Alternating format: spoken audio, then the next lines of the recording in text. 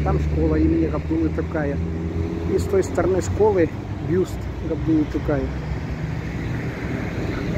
Это город Астрахань.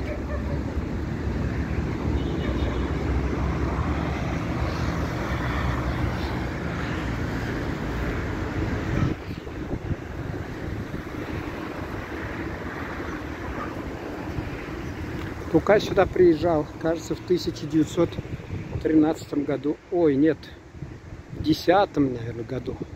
В 13-м уже не стало. В 10-м году, кажется.